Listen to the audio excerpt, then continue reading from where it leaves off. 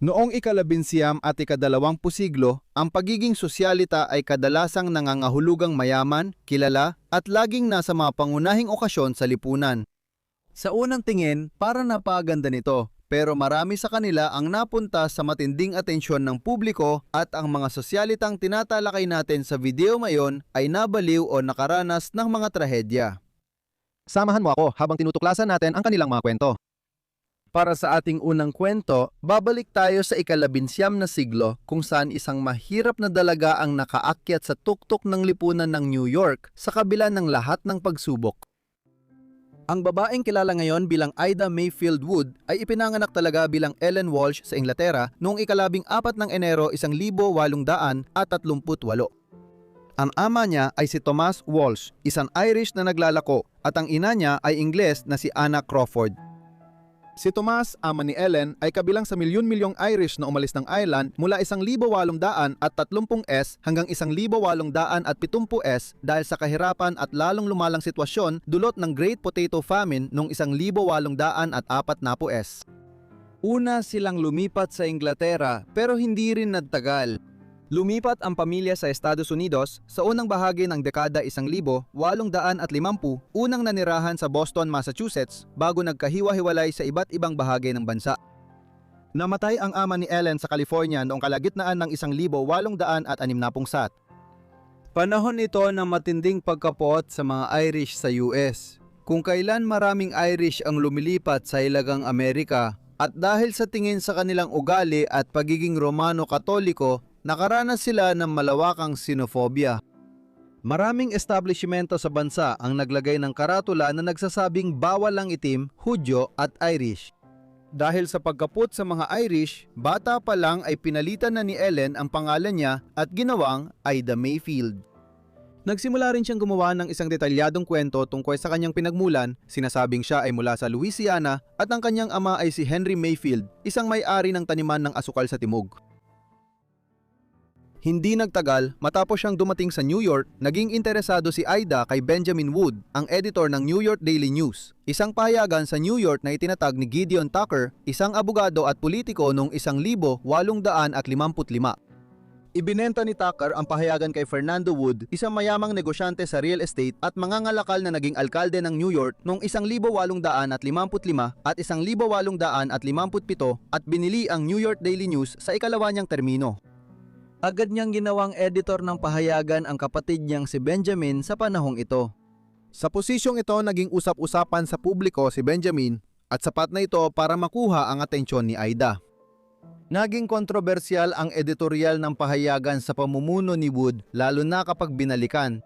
Ipinaglaban nito ang pagpapanatili ng pagkaalipin sa timog at ang karapatang humiwalay sa unyon kung igigit ng hilaga ang abolisyon na nagbunsod ng digmaang sibil sa Amerika noong 1861.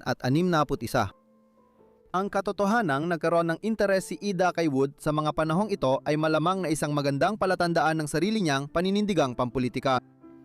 Dahil interesado kay Wood, nagsimulang magpadala ng liham si Ida kahit hindi hinihingi. Sapat na ang pagkaka-interes niya, kaya sumagot siya at nagkita sila agad at nagsimula ng isang relasyon kahit na may asawa si Wood. Magulo ang mga taong ito dahil ipinasara ng pamahalaan ng Union ang New York Daily News nang sumiklab ang digmaang sibil noong 1861. Gayunpaman, ipinagpatuloy ni Ida ang relasyon kay Wood at nagpakasal sila matapos pumanaw ang asawa nito noong 1867.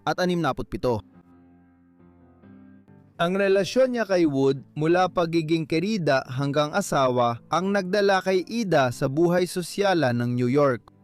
Tandaan na muling itinatag ang New York Daily News noong huling bahagi ng digmaang sibil nang naging tiyak ang tagumpay ng Union.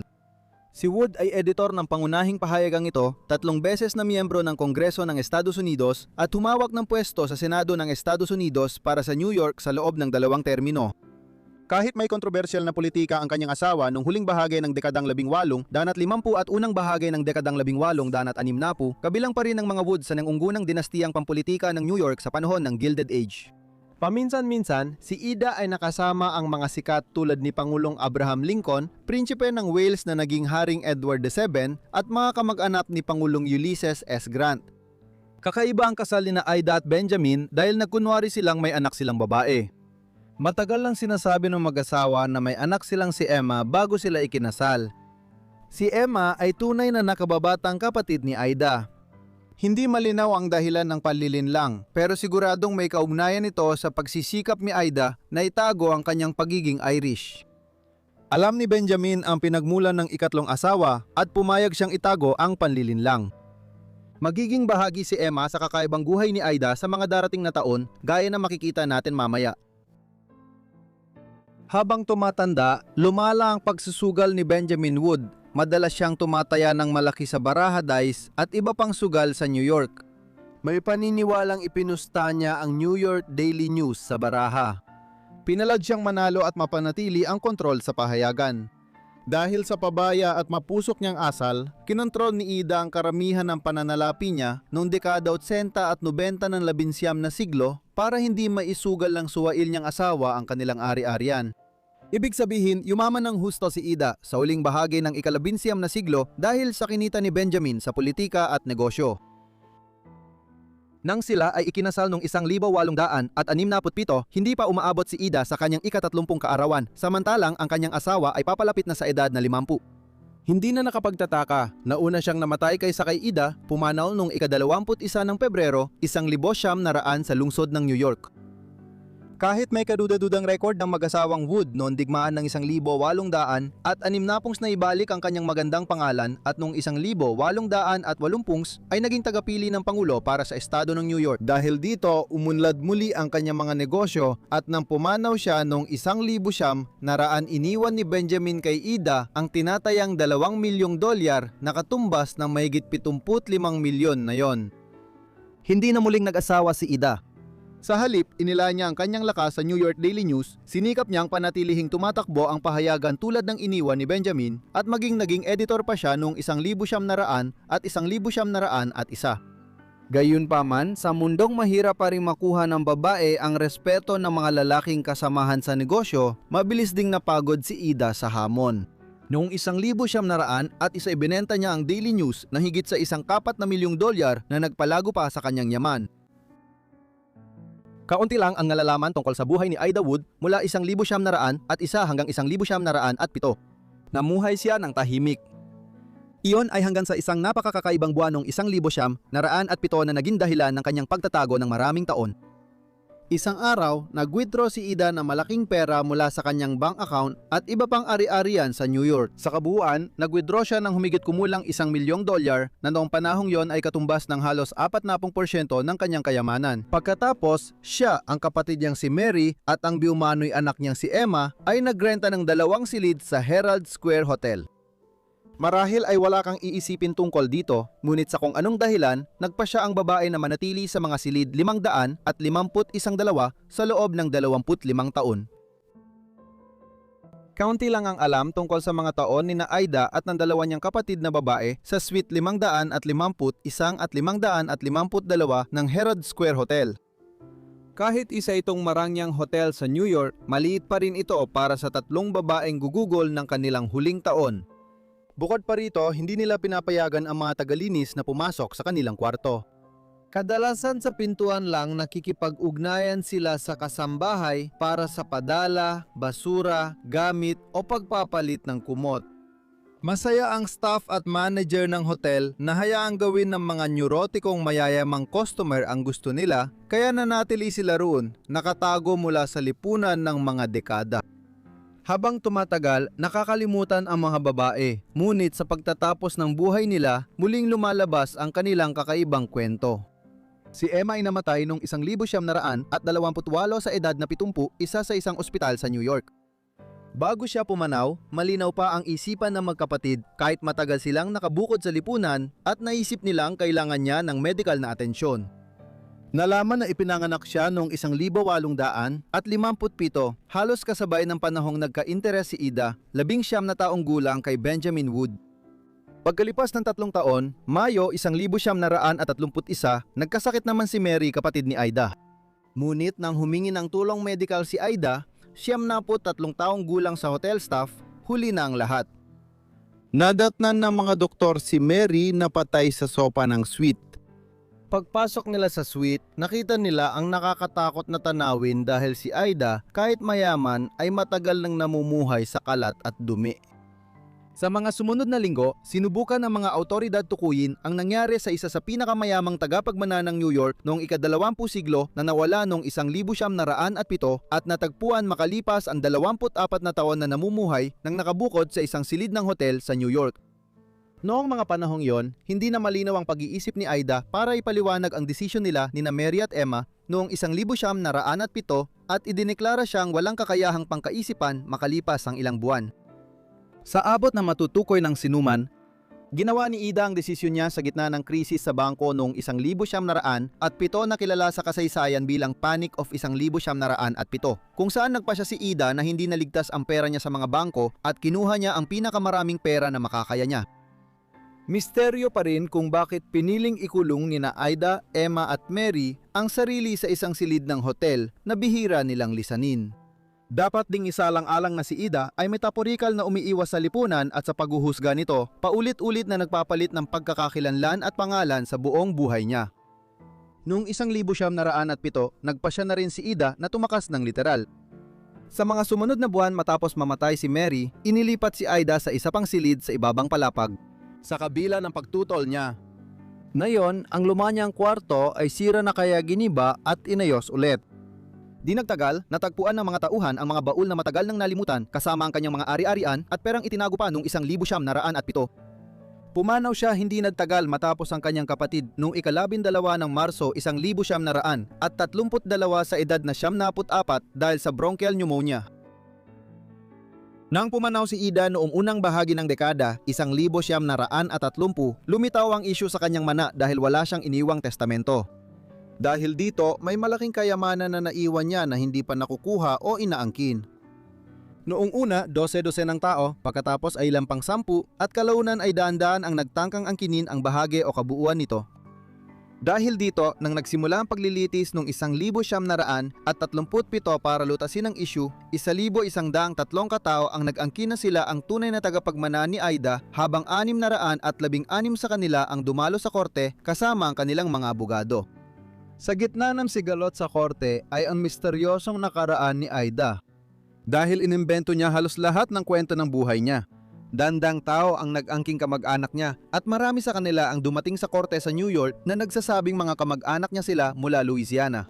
Kwento itong alam na nating gawa-gawa ngayon, pero pinaniwalaan pa rin ng marami nung kalagitnaan ng dekada 1930. May dumating mula Ireland, iba mula England at marami mula Massachusetts kung saan tumira ang pamilya pagdating sa US. May nagpetisyon pa mula Kanlurang, California na sinasabing kamag-anak sila ng pamilya. Sa huli, nagawa ng hukom at ng kanyang mga tauhan sa New York na paliitin ang bilang ng mga nagpetisyon sa 22 aplikante na tila may malinaw na ebidensya na may kaugnayan sila kay Aida sa kahit anong paraan. Noong Marso, 1932 taon matapos magsimula ang kaso at 7 taon matapos mamatay si Aida, naging pinalang pa siya. Hinati ang kanyang kayamanan sa 10 individual na lahat ay mga pinsang buo ni Ida at mga apo ng kanyang mga tiyahin at tiyuhin.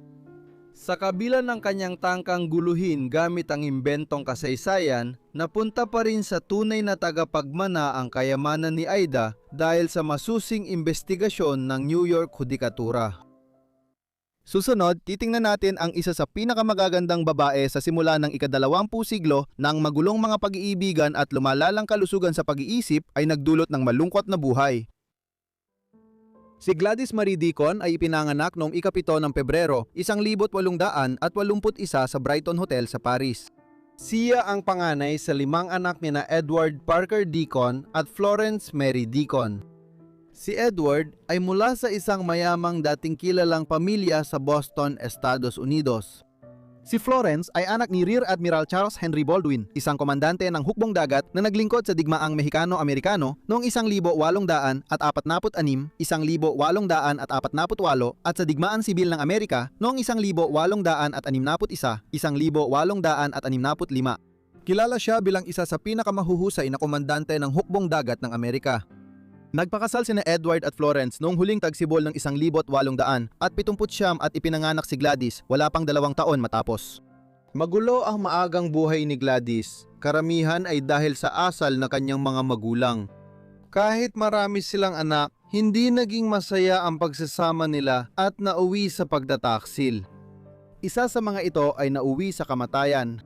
Noong tagsibol ng 1,872 pagkatapos ng 11 kaarawan ni Gladys, ang kanyang ama ay bumaril at pumatay. Si Emilia Bay, ang kalaguyon ng kanyang asawa, sa isang apartment sa Hotel Splendid sa lungsod ng Cannes sa French Riviera na nirentahan ni na Florence at Emile. Hindi inaasahang dumating si Edward at matapos marinig ang asawa at kalaguyon nitong nag-uusap sa kwarto, pinabuksan niya sa staff ang pinto bago barilin si Bay. Noong panahong iyon, madali lang mapalampas ang isang mabigat na kaso tulad ng pagpatay kung may pera at impluwensya. Kaya naibaba ni Edward ang kaso sa manslaughter lamang at nahatulan siya ng 1 taon lang sa kulungan. Pinatawad siya ng pamahalaang Pranses. Pansamantalang dinala si Gladys sa kumbento pero ilang linggo lang at kinuha na siya ng kanyang ina para hindi na siya muling mapasakamay ng ama. Nagdiborsyo ang mga magulang ni Gladys makalipas ang ilang panahon. Napilitang bumalik siya sa Amerika para manirahan kasama ang kanyang amang taga New England. Sa panahong ito, nag-aral siya sa Howard Seminary sa Massachusetts. Lumala ang kalusugan sa pag-iisip ng kanyang ama, kaya noong 1879 ay ipinasok siya sa McLean Hospital for the Insane sa New England.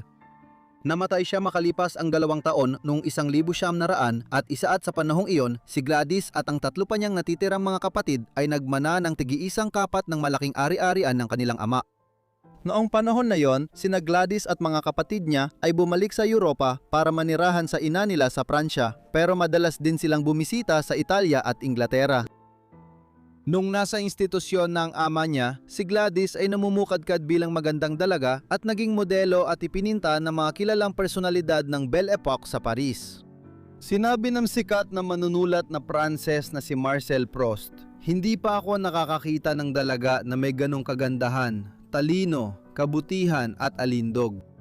Dahil dito, naiugnay siya sa romantikong relasyon sa ilang maharlika ng kanlurang Europa mula huling 1800 at 70 kabilang ang tagapagmanang prinsipe ng Prussia. Isa sa mga ito ay partikular na mahalaga. Noong 1897 nang siya ay 16 na taong gulang pa lamang, inimbitahan si Gladys na bumisita sa Blenheim Palace sa Inglaterra, ang tahanan ng pamilya Spencer Churchill na pinamumunuan noon ni Charles Spencer Churchill, ang ika-9 na Duke ng Marlborough. Noong 1875, nagpakasal si Marlborough kay Consuelo Vanderbilt, isang napakayamang Amerikanang tagapagmana ng yaman ng pamilya Vanderbilt Railway at Steel, na siyang nagligtas sa pamilya Spencer Churchill mula sa matinding problemang pinansyal na kanilang kinakaharap noon. Bagamat naging kapaki-pakinabang kina Marlborough at Vanderbilt sa aspetong pinansyal at panlipunan ang kanilang pagsasama, hindi ito naging masaya. At habang mas nakikilala ni Gladys si Marlborough, agad siyang nasangkot sa isang relasyong labas sa kasal sa Duke. Isang ugnayang tumagal ng mahigit 20 taon bago naghiwalay ang Duke at ang kanyang unang asawa. Noong unang 1900 sumikat si Gladys dahil nasangkot siya sa isa sa unang kilalang kaso ng pumalpak na plastic surgery sa mundo. Noong 1903 sa edad na 22, kahit kilala siyang maganda, sumailalim si Gladys sa maagang cosmetic surgery kung saan tinurukan siya ng paraffin sa ilong at panga para gawing mas malinaw ang hugis nito.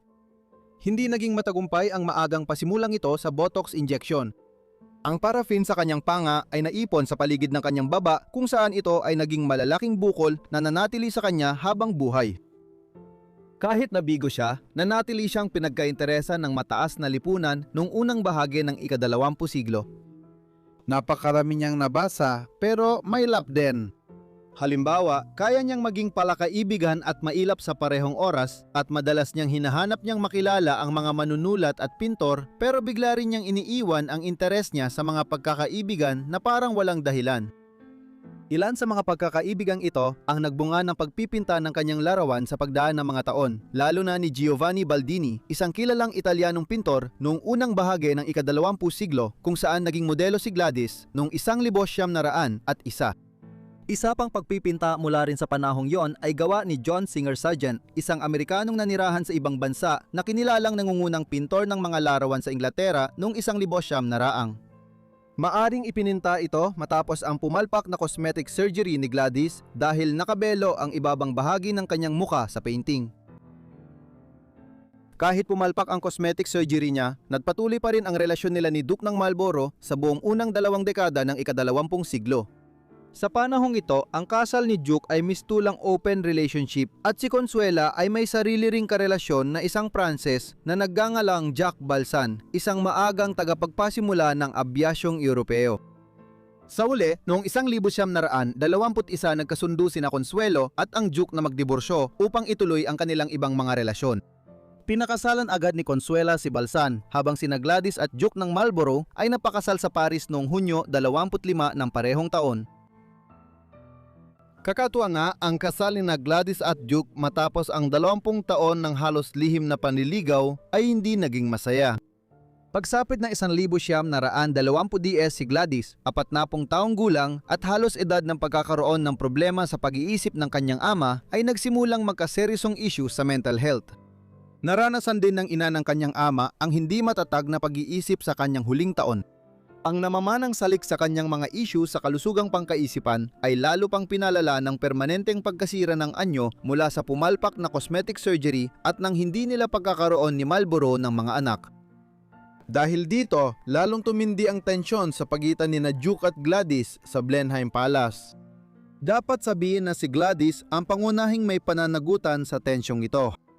Una, iginiit niyang lagyan ng malalaking painting ng kanyang mga mata ang pangunahing portiko at pintuan ng palasyo.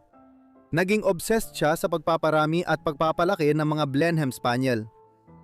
Hindi kinatuwa ni Duke ang labis na hilig ng asawa niya sa pag-aalaga ng aso. Lalong lumala ang sitwasyon simula noong 1927 matapos ang pagyakap ni Duke sa relihiyong Romano-Katoliko. Pagsapit ng huling bahagi ng dekada, 20 kilala na siyang naglalagay ng revolver sa tabi ng kama gabi-gabi sakaling subukan siyang lapitan ni Duke na noon ay natutulog na sa ibang silid. Minsan, sa isang hapunan sa Blenheim, bumaba si Gladys para maghapunan na may dalang baril at inilapag ito sa mesa sa tabi niya nang maupo siya sa harap ng mga bisitang naroroon. Nang kanungin siya ng isang matapang na bisita kung bakit may dala siyang revolver, sumagot si Gladys, "Ay, ewan ko, baka bariling ko lang si Marlborough." Kilala rin siya sa mapanlait na pananalita tungkol sa pagkalalaki ng kanyang asawa, sinasabing nagpakasal daw siya sa isang bahay at hindi sa isang lalaki. Pagsapit ng unang bahagi ng dekada 30, kitang sawang-sawa na si Marlborough sa lumalalang ugali ng asawa niya. Umalis siya pansamantala sa Blenheim noong 1931 para magplano ng paraan upang mapaalis si Gladys sa palasyo. Noong 1933, sinibak niya ang lahat ng tauhan ni Gladys at inutusan siyang umalis.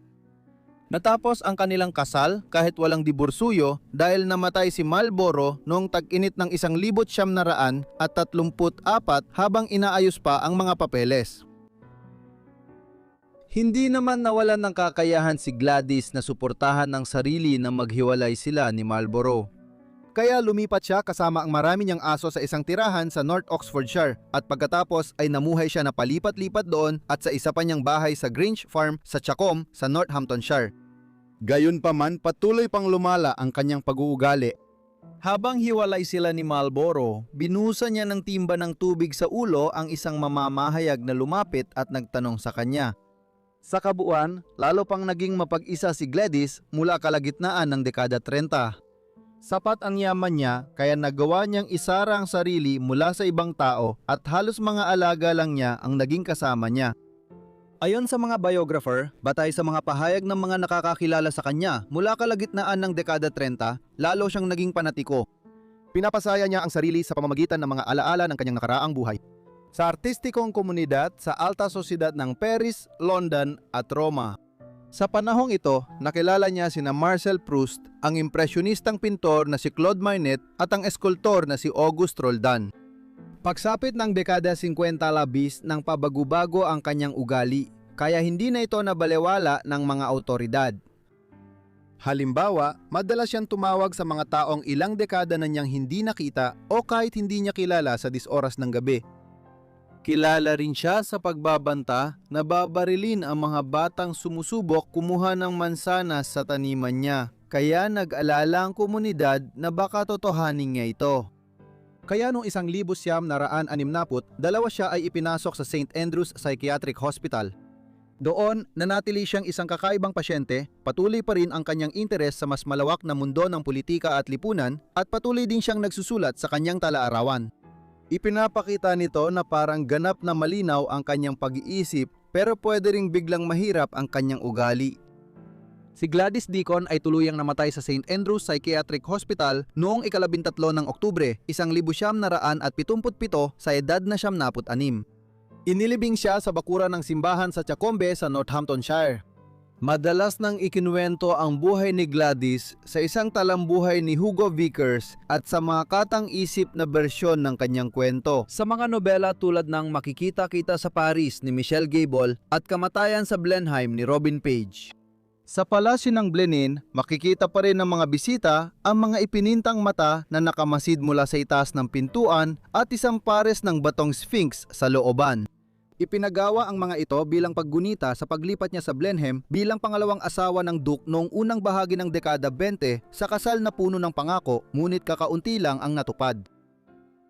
Ang mga psikiatrikong ospital ay mga pasilidad na dalubha sa paggamot ng malulubhang sakit sa pag-iisip at dating tinatawag na asylum. Ang susunod nating kwento ay tungkol sa isang dalagang ikinulong ng kanyang pamilya sa mga ito ng mahigit 50 taon. Si Lucia Anna Joyce ay ipinanganak noong ika-26 ng Hulyo, 1907 sa baybaing bayan ng Trieste sa ilagang silangan ng kaharian ng Italya. Matatagpuan ang maliit na lungsod na ito sa tabi ng dagat Adriatic, malapit sa hangganan ng Slovenia at Italia, at dati ay katabi ng Austro-Hungarian Empire. Hindi natin maunawaan ang buhay ni Lucia kung hindi natin naalamin ang kanyang mga magulang. Ang kanyang ama ay si James Joyce, isang Irish na naging isa sa pinakamaimpluwensyang personalidad sa panitikan ng Europa noong ika-20 siglo. Siya ang mayakda ng Dubliners at A Portrait of the Artist as a Young Man. Gayunpaman, ang kanyang pinakatanyag na akda ay ang Ulysses. Si Joyce ay malawak na kinikilalang naglatag ng marami sa mga elemento ng avant-garde na panitikan at modernismo. Si Nora Barnacle, ina ni Lucia, ay mula sa mahirap na pamilya sa Galway sa Kanlurang Island at lumipat sa Dublin nung bata pa siya. Nakilala niya si Joyce noong 1904 at nagsimula ang kanilang relasyon.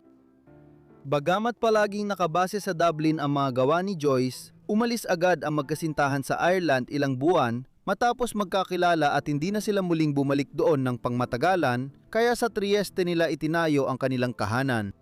Si Giorgio, nakatatandang kapatid ni Lucia, ay pinanganak dun noong 1905 at sumunod siya makalipas ng 2 taon. Matapos makunan si Nora noong 1908 hindi na siya nagkaroon pa ng ibang anak. Ang pamilya ay tumira sa Trieste noong mga unang taon ni Lucia. Sa panahong ito, hindi pa kilalang manunulat si Joyce at mahirap ang kanilang pamumuhay. Kadalasan, umaasa ang pamilya sa maliit na tulong ng mga patron ni James. Si Torres Smith na isa ring manunulat na naniwalang may potensyal si Joyce. Pero mahirap ang panahong ito. Nang ipinanganak si Lucia, napapagaling pa si Joyce mula sa rheumatic fever na nagpahina sa kanya ng ilang linggo. Kaya pansamantala niyang tinigilan ang pag-inom ng alak na naging malakas niyang bisyo sa halos buong buhay niya. Sa Trieste lumaki si Lucia pero masyado siyang bata para maalala ang panahong yon. Dahil dito, ang pinakamahahalagang taon ng kanyang paghubog ng dekada, 1910 ay naranasan niya bilang bahagi ng palipat-lipat na pamilyang pampanitikan. Maikling bumalik sa Ireland ang pamilya Joyce noong unang bahagi ng dekada 1910 habang sinusubukan ng ama ni Lucia na magturo ng Italyano sa University College Dublin. Dahil nabigo, bumalik sila sa Trieste. Nagtagumpay si James sa paglalatala ng Dubliners, ngunit dahil sa pagsiklab ng unang digmaang pandigdig noong tag-init ng 1914, naging mas delikado ang tumira sa Trieste. Lalong tumindi ang panganib sa bayang nasa hangganan ng Austria at Italia matapos tapusin ng Italia ang digmaan kontra Austria-Hungary noong Mayo, 1915. Nang sumali ang Italia sa digmaan, lumipat ang pamilya Joyce mula Trieste patungong Zurich sa neutral na Switzerland. Nanirahan sila ron hanggang matapos ang digmaan bago pansamantalang bumalik sa Trieste noong huling bahagi ng dekada 1910. Magulo ang paglipat-lipat para sa bata at habang nagdadalaga si Lucia, nagsisimula siyang magkaroon ng kakaibang relasyon sa mga magulang niya, lalo na kay Nora. Dahil sa kanyang mga unang taon, naging parang mamamayan ng mundo si Lucia. Lumaki siyang mulat sa iba't ibang kultura at kahit na Irish ang kanyang mga magulang, itinuring niyang Italyano ang kanyang unang wika. Isa pang kakaibang katangian ng kanyang pagpapalaki ay hindi kasal ang kanyang mga magulang na hindi karaniwan noong unang bahagi ng ika-20 siglo. Sila ay nagpakasal lamang sa isang registry office sa London noong 1931. Noong 1920 naging mas matatag ang buhay ni na Lucia, kapatid niya at mga magulang nila nang lumipat sila sa Paris. Halos 20 taon na nirahan ang pamilya Joyce dito at napilitan silang umalis muli patungong Zurich dahil sa ikalawang digmaang pandaigdig. Gayunpaman, bagamat nagdala ng paunang katatagan ng Paris, dito rin unang naranasan ni Lucia ang paglitaw ng kanyang mga suliranin sa kalusugan ng isip. Kapanapanabik ang mga taong ito sa Paris. Pagkatapos ng unang digmaang pandigdig at Spanish flu, naging panahon ng pag-unlad ng ekonomiya at siglang kultural ang dekada 1920 at 20 sa Europa at Amerika, at ang kabisera ng Pransya ang naging sentro nito. Ang dekada 1920 ay nakilala sa Pransya bilang Années Folles o Crazy Years, habang ang mga manunulat tulad dina F. Scott Fitzgerald, Ernest Hemingway at Gertrude Stein ay ginawang tahanan ng lungsod sa loob ng ilang panahon. Ang ama ni Lucia ay lumilitaw bilang isa sa mga pinakamatagumpay at kilalang manunulat ng panahon matapos mailathala ang Ulysses sa serye noong huling bahagi ng dekada 1910. Dahil dito, naging tagpuan ng mga kilalang personalidad sa panitikan at kultura ang tahanan ng pamilya Joyce noong dekada 1920. Sa Paris, lumaki si Lucia sa paligid ng mga tao tulad ni Pablo Picasso, Ezra Pound, Stein, Hemingway at ang Rusong kompositor na si Igor Stravinsky. Pwedeng isipin na ang paglaki sa ganitong kapaligiran ay nagdulot ng pressure sa kanya, lalo na dahil sa pangangailangang magtagumpay ayon sa kultura habang napapalibutan ng mahuhusay na tao. Karamihan dito ay naituon niya sa mga unang taon ng kanyang pagtuntong sa hustong gulang sa kanyang karera bilang mananayaw. Nagsimulang sumayaw si Lucia noong 1900 at 22 nang siya ay 15 taong gulang sa Dalcross Institute. Ngunit noong 1925 lamang, nang malapit na siyang mag-18, nagsimulang magsanay si Lucia ng maseryoso. Dahil sa posisyon ng pamilya niya sa kultura ng Paris noong dekada 20, nagkaroon siya ng koneksyon sa mga nangungunang guro ng ballet at contemporary dance noon. Kasama rito si Raymond Duncan, isang guro ng sayaw, makata at artista na kapatid din ng mas kilalang si Isadora Duncan, isang Amerikanang isa sa mga nangungunang tagapagpasimula ng contemporary dance. Nagsanay din si Lucia kay Margaret Morris, isang Ingles na kinilala bilang tagapanguna sa sayaw dahil sa pagpapasok ng mga elementong Celtic at Scottish sa mga galaw ng kontemporaryong sayaw. Itinatag din niya ang unang modernong paaralan ng sayaw sa West Country ng England noong huling bahagi ng dekada 1910. Sa panahon ngayon, maaring akusahan si Lucia na isang Nepo baby dahil sa pakinabang niya mula sa mga koneksyon ng kanyang ama sa larangan ng kultura, ngunit walang duda na magaling talaga siya. Pagsapit ng 1928 tinanggap siya sa isang grupo ng mananayaw na tinatawag na Les Cycles de Rythme et Couleur, ang 6 ng ritmo at kulay.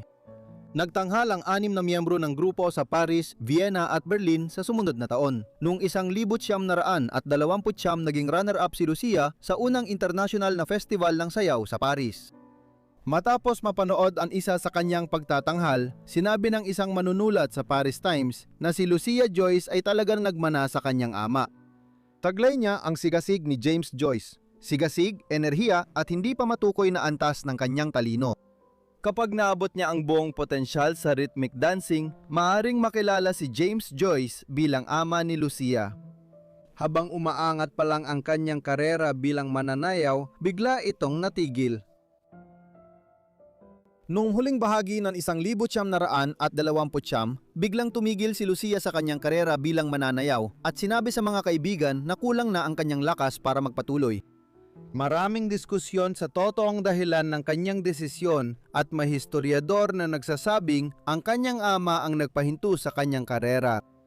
Ayon sa lahat ng palatandaan, naniniwala si Joyce na masyadong mabigat sa katawan ang karera ng kanyang anak na babae sa pagsasayaw at nagdudulot ito ng matinding stress kay Lucia na lalo pang nagpapalala sa mahirap na relasyon nila ng kanyang ina. Nagsimula siyang makarelasyon si Samuel Beckett, isang Irish na manunulat sa Paris at pansamantalang sekretaryo ng kanyang ama.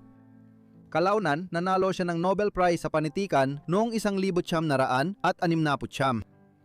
Maikli lamang ang kanilang relasyon dahil may ibang babae si Beckett at sinabi niya kay Lucia na mas interesado siya sa ama nito at sa pagsusulat nito kaysa kay Lucia.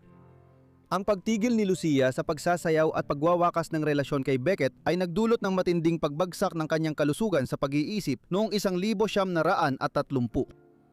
Sinulatan ni Joyce si Harriet Shaw Weaver, isa niyang taga-suporta, at sinabi niyang isang buwang umiyak si Lucia dahil inisip niyang nasayang ang 3 o 4 na taon ng pagsusumikap at isinakripisyo ang kanyang talento.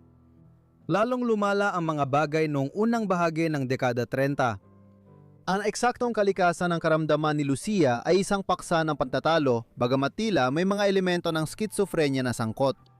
Isang beses, ipinadala siya sa Switzerland at nagtagal sa Borg Helsley Psychiatric Clinic sa Zurich kung saan nanirahan ng pamilya noong kalagitnaan ng dekada 10. Paminsan-minsan bumabalik si James Joyce para magpagamot ng maagang humihinang paningin. Doon, si Lucia ay ginamot ng ilang panahon ni Carl Jung, ang tanyag na psychoanalyst nagsanay sa ilalim ni Sigmund Freud at kalaunan ay naging karibal ng kanyang guro. Ito ang mga panahong puno ng tensyon kung saan madalas makaranas si Lucia ng mararahas na pagsabog ng damdamin na kadalasang naipapakita niya sa kanyang pamilya, lalo na sa kanyang ina. Umabot sa sukdulan ang lumalalang kalagayan sa pag-iisip ni Lucia noong 1935 nang bumisita siya sa kamag-anak sa bayan ng Bray sa timog ng Dublin sa Ireland.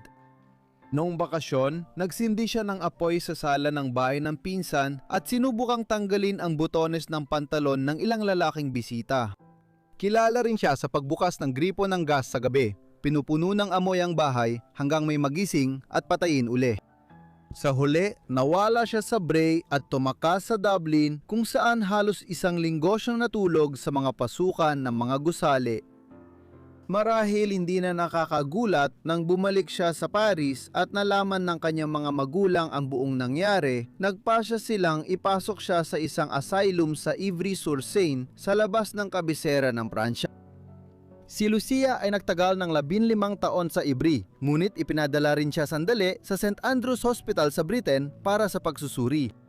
Tuwing linggo sa mga sumunod na taon, dinadalaw siya ng ama at kapatid na si Giorgio sa Ivry, pero walang tala na nakita pa siya ng ina matapos siyang dalhin sa asylum. Malinaw na nag-alala si James sa kalagayan ni Lucia at malamang na ang karapte na si Mama Lujo sa Finnegan's Wake 1939 ay bahagyang base kay Lucia. Huminto ang mga pagbisita noong tag-init ng 1940 at 40 nang tumakas ang pamilya Joyce mula Paris dahil sa pananakop ng Nazi at nangirahan sa Zurich, Switzerland.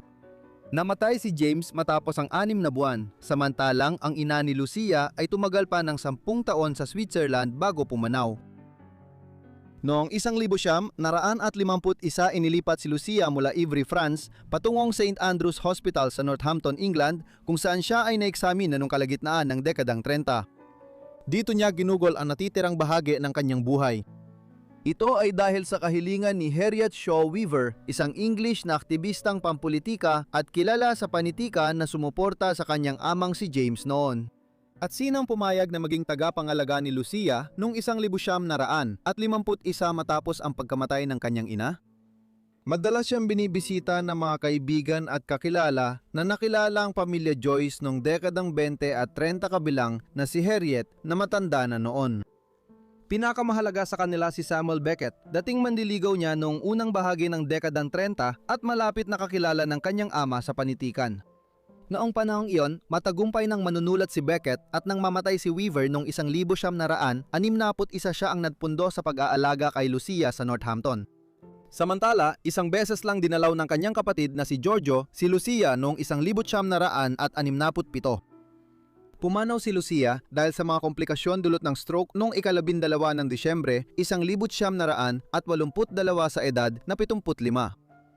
Siya na lang ang natitirang miyembro ng pamilya dahil namatay si Giorgio 6 na taon bago siya. Pagkamatay ni Lucia, sinunog ng pamangkin niyang si Stephen ang karamihan sa mga isinulat niya. Kasama dito ang kanyang mga liham sa ama at ilang tula mula sa nobelang isinulat niya. Parang tinangkang burahin ng pamilya niya ang lahat ng bakas ni Lucia. Sinunog ang medical na record at sinira ni Carl Jung ang lahat ng tala niya tungkol sa panahong kasama niya si Lucia. Hinikayat din ang mga kaibigan at kakilala ng pamilya Joyce na sirain ang anumang sulat na may kinalaman kay Lucia na parang hindi siya kailanman nabuhay at binura siya sa kasaysayan. Inilibing siya sa Kinsthorpe Cemetery malapit sa St. Andrews, kung saan tuwing Bloomsday ay may seremonya malapit sa kanyang libingan bilang pagdiriwang sa Ulysses, obra ng kanyang ama. May ilang planong ibalik sa Ireland ang mga labi ng mga Joyce nito mga nakaraang taon habang lumitaw din ang ilang aklat noong unang bahagi ng ika-20 siglo na muling sumariwa sa kwento ni Lucia. Balikan natin ang Estados Unidos noong ika-20 siglo kung saan pinilit ng isang ama ang anak niyang babae na sumailalim sa lobotomy na nagdulot ng habambuhay na kapansanan. Ipinanganak si Rosemary bilang Rosemary Kennedy noong ika-13 ng Setyembre, 1918 sa Brookline, Massachusetts. Nakilala siya kalaunan bilang Rosemary upang maiba siya sa kanyang inang si Rose. Siya ang ikatlong anak ni na Joseph P. Kennedy Sr. at Rolls Kennedy na Fitzgerald ang apelido sa pagkadalaga. Sa kanyang kapanganakan, may dalawa na siyang nakatatandang kapatid na lalaki, si Joseph Jr., ipinanganak 1915 at si John, na kilala bilang Jack o JFK, ipinanganak taginit ng 1917, mahigit isang taon bago si Rosemary. Kalaunan, nagkaroon pa sina Joseph at Rolls Kennedy ng 6 pang anak. 4 na anak na babae, sina Kathleen, Eunice, Patricia at Jean, at 2 anak na lalaki, sina Robert at Edward. Ang bunso sa mga Kennedy, si Edward, na kalaunan ay nakilala bilang Ted o Teddy, ay ipinanganak lamang noong 1932 kaya't malaki ang agwat ng edad sa pagitan ng mga nakatatandang Kennedy tulad ni Rosemary at ng mga mas bata. Ang pamilyang pinanganakan ni Rosemary ay may mahabang kasaysayan sa politika at negosyo. Ang mga Kennedy ay nanirahan sa Estados Unidos matapos umalis sa Ireland noong huling bahagi ng mga taong 1840 dahil sa dakilang tagutom na pumatay ng mahigit 1 milyong tao at nagdulot ng paglikas ng milyon-milyon pa. Si PJ Kennedy, na lolo ni Rosemary, ay nahalal sa Massachusetts State Legislature noong kalagitnaan ng mga taong 1880. Sinimulan ang mahigit 1 siglong sunod-sunod na panahon na may Kennedy sa posisyong pampulitika sa Amerika. Kasabay nito, lumawak ang negosyo ng pamilya sa Massachusetts at pagsilang ni Rosemary noong 1918 naging isa na ang mga Kennedy sa pinakamahalagang pamilya sa politika at negosyo sa New England. Misteryoso ang maagang buhay ni Rosemary. May nagsasabing nagkaroon siya ng kapansanan sa pag-iisip mula pagkabata dahil sa kakulangan ng oxygen noon siya ipinanganak.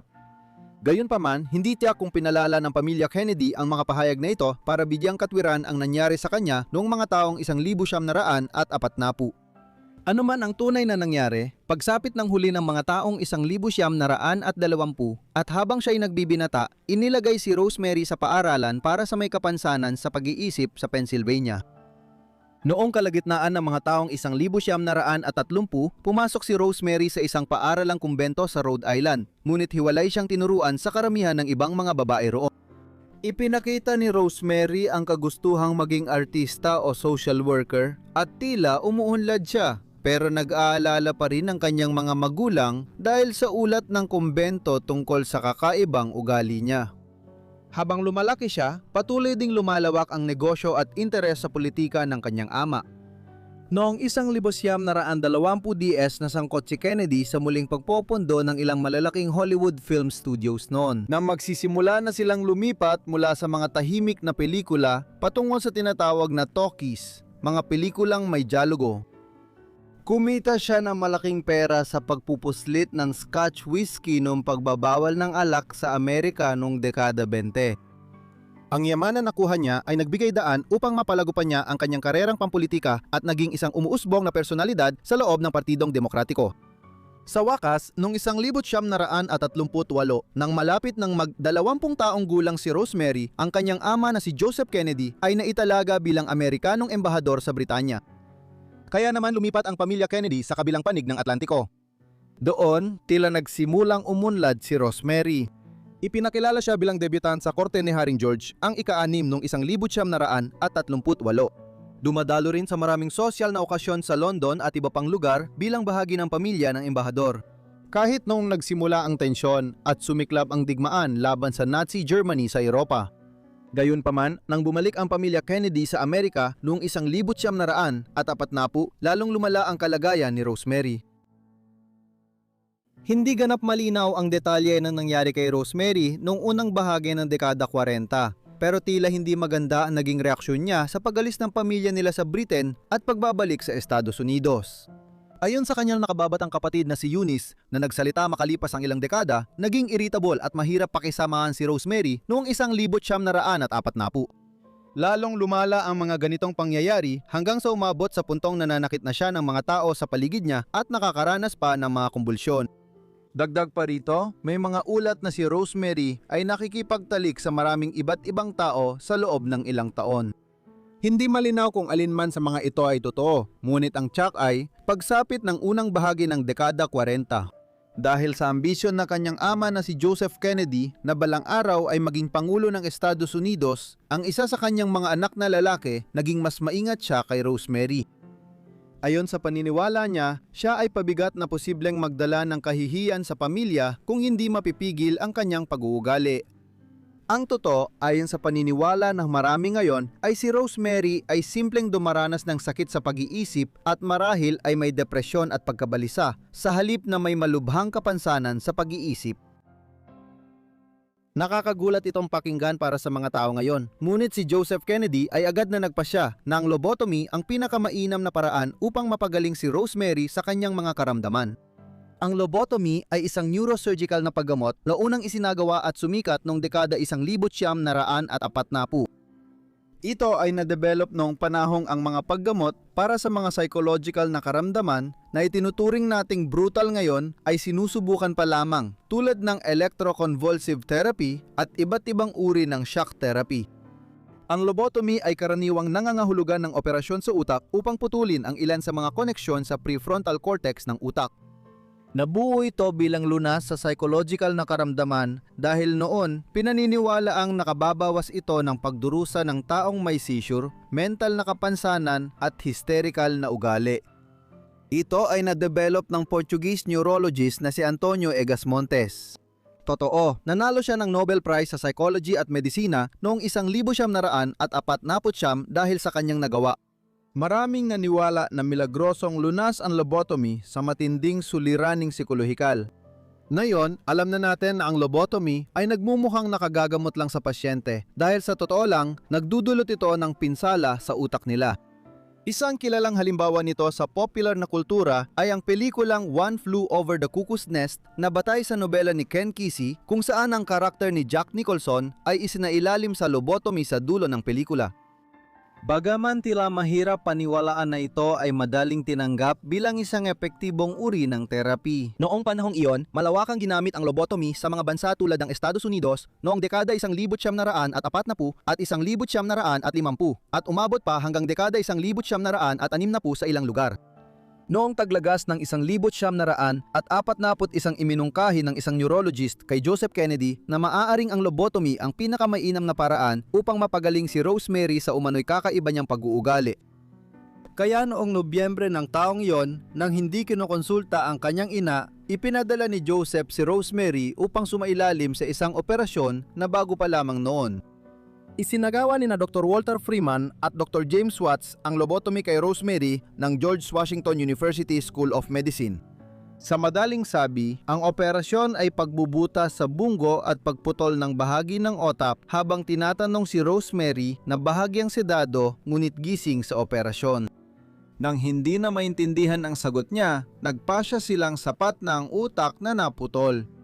Ang nakakatakot na uri ng di-umano'y therapy na ito ay naging isang napakalaking kabiguan. Si Rosemary ay naiwan na may pinsala sa utak pagkatapos na may kakayahan sa pag-iisip na parang isang sanggol. Hindi siya makalakad ng mag-isa, hindi makipag-usap ng malinaw, at mula noon ay umasa na lang sa mga tagapag-alaga para gawin kahit ang pinakapangunahing mga gawain. Bagamat layunin ni Joseph Kennedy na pagalingin ang anak sa inaakala niyang sakit gamit ang lobotomy, naging malinaw na nagdulot ito ng permanenteng pinsala sa kanya. Sa halip, hindi niya inako ang responsibilidad sa kanyang ginawa. At sa halip na ilagay si Rosemary sa mga pasilidad malapit sa tahanan ng mga Kennedy sa Cape Cod at iba pang bahagi ng New England kung saan kaya ng kanyang yaman na bigyan siya ng pinakamahusay na pag-aalaga, ipinasok niya si Rosemary sa Craig House, isang psychiatric hospital sa upstate New York. Nanatili siya roon ng maraming taon bago inilipat sa isa pang ospital sa Jefferson, Wisconsin noong 1949. Aminado naman, siniguro ni Joseph na ipinatayo para sa kanya ang isang pribadong kubo dito sa St. Coletta School for Exceptional Children. Naglaan din ng pondo para maalagaan siya ng ilang miyembro ng staff sa isang mahabaging paraan. Gayunpaman, kahit na gumastos ng malaking halaga si Joseph Kennedy para alagaan si Rosemary mula sa malayo, siya ay naging itinatagong sikreto ng pamilya Kennedy. Walang kapatid o maging ang ina niya ang bumisita sa kanya noong dekada 40 at 50. Nang magsimulang umangat ang karera sa politika ng kanyang nakatatandang kapatid na si John noong dekada 1900 at 50 at kalaunan ay tumakbo siya bilang pangulo sa halalan ng Estados Unidos. Noong 1959 ang pagkawala ni Rosemary sa kampanya ay ipinaliwanag na ganoon na lamang. Hindi siya interesado sa karera sa politika ni John, di tulad ng iba pa niyang kapatid, at mahilig mapag-isa. Walang pampublikong pagbubunyag sa tunay na nangyari sa kanya. Hindi nalaman ng publiko ang impormasyong ito hanggang dekada 80, halos 50 taon matapos isailalim si Rosemary sa lobotomya. Ang katauhan ni Joseph Kennedy ang dapat managot sa lahat ng ito. Siyang nagpasya na isailalim si Rosemary sa lobotomya at siya rin ang nagtago kung saan siya naroroon mula sa kanyang mga kapatid sa loob ng susunod na 20 taon. Hanggang sa unang bahagi ng dekada 60, marami sa mga kapatid ni Rosemary ay hindi pa rin sigurado kung nasaan siya o kung ano ang nangyari sa kanya. Nang magka-stroke lang ang kanilang ama noong 1960, isa siya nagsimulang magbahagi ng buong detalye sa kanila at doon lang nila nalaman na nasa Wisconsin si Rosemary at naoperahan na siya noong 1941. Ang buhay ni Rosemary sa Wisconsin ay maaring ilarawan bilang katanggap-tanggap sa mahabang dekada na nanirahan siya roon. Mabuti ang pag-aalaga ng mga madre at staff sa kanya kahit hindi na niya nabawi ang karamihan sa kakayahang pangkaisipan na nawala noong operasyon ng 1941. Halimbawa, natutunan niyang muling makalakad kahit papaano, ngunit may malaking kapansanan at ang kanyang pagsasalita ay hindi na bumuti maliban sa simpleng pagbigkas. Kalaunan, nang pumanaw na ang kanyang ama dahil sa malubhang karamdaman at namatay noong 1969, nagsimulang dalawin si Rosemary ng kanyang mga kapatid sa Wisconsin. Bagamat noong panahong iyon, parehong napatay sina Jonah at Robert sa magulong pampulitikang kalagayan ng Amerika noong dekada 1960. Pagsapit ng dekada 80 at 90, madalas bumisita si Rosemary sa Kennedy Compound sa Cape Cod, Massachusetts para sa mga family gatherings habang tinatama ng mga natitirang kapatid ang mga pagkakamali ng nakaraan. Makikita ang kasiyahan ni Rosemary kapag may bumibisita sa kanya sa Wisconsin o papunta siya sa Massachusetts. Isang palatandaan na sa kabila ng pinsalang natamo niya noong 1941 at 41 may kamalayan pa rin si Rosemary na muling nagkaroon ng ugnayan ang kanyang pamilya sa kanya. Naging dahilan din ang kalagayan ni Rosemary kung bakit porsigido si Eunice Kennedy na itatag ang Special Olympics at maging susi sa pagsasakatuparan nito. Sa huli, pumanaw si Rosemary Kennedy noong 7 ng Enero 2005 sa edad na 86 sa Fort Atkinson Memorial Hospital sa Wisconsin. Ang pagkamatay ay itinalang dahil sa natural na sanhi. Nang siya ay pumanaw, naroon ang 4 niyang natitirang kapatid na sina Eunice, Jean, Patricia at Ted. Inilibing siya kalaunan sa Kennedy Family Memorial Site sa Brookline, Massachusetts. Kahit nasa tamang pag-iisip ang taong bida sa huling kwento, nauwi pa rin sa trahedya ang buhay niya dahil sa sumpa ng pamilya nila. Si Kathleen Kennedy ay ipinanganak sa 83 Beale Street sa Brookline, Massachusetts noong ika-20 ng Pebrero 1920. Si Joseph Kennedy Sr. ang ama niya at si Rose Fitzgerald ang ina niya. May tatlo siyang mas matatandang kapatid, sina Joseph Jr., Rosemary at John, kilala bilang Jack, at sumunod pang ipinanganak ang 5 pang anak ng Kennedy noong dekada 20 at unang bahagi ng dekada 30. Sina Eunice Patricia, Robert na mas kilala bilang Bobby, Jean at Edward na bunso na nakilala sa kasaysayan bilang Ted Kennedy. Si Kathleen ay masiglang bata na tinawag ng pamilya niyang Kik noong kabataan niya at nanatili ang palayaw hanggang sa uli ng buhay niya. Nag-aral siya sa Riverdale Country School sa Bronx, New York City bago siya nag-aral sa iba't ibang high school sa Connecticut at sandali ring sa isang kumbentong paaralan sa Pransya. Lumaki siyang mahilig sa sports at palakaibigan. Mahilig siyang maglaro ng football kasama ang mga kuya niya at dahil sa masigla niyang ugali, napansin siya ng mga kaibigan ni Jack. Ipinanganak si Kathleen sa isang kilalang pamilyang leader sa negosyo at politika sa Amerika.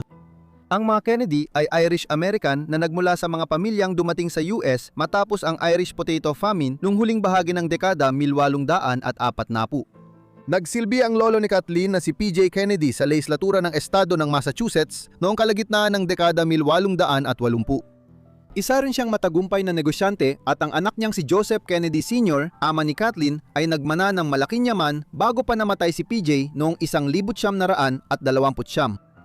Noong dekada 1920 habang bata pa si Kathleen, pinalawak ni Joseph Kennedy ang mga negosyo ng pamilya Kennedy at naging tagapondo ng mga umuusbong na mga studio ng pelikula sa Hollywood. Habang lumilipat sila mula silent movies papunta sa tinatawag na talkies, euphemistikong pangalan ng pelikulang may dialogo, malaki rin ang kinita ni Kennedy bilang bootlegger ng Scotch whiskey noong Prohibition mula 1,920 hanggang 1,933.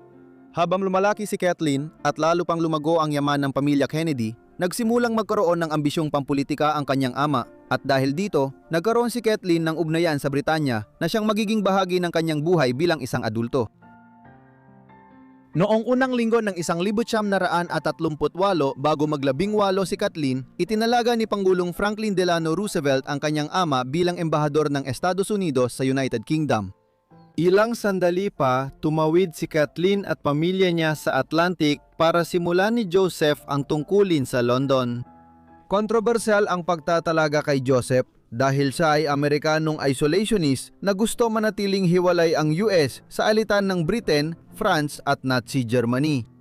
Pagdating ng pamilya Kennedy sa London, naglabing-8 si Kathleen at ipinakilala sa mataas na lipunan sa Queen Charlotte's Ball, isang prestiyosong debutante event mula pa noong huling ika-18 siglo.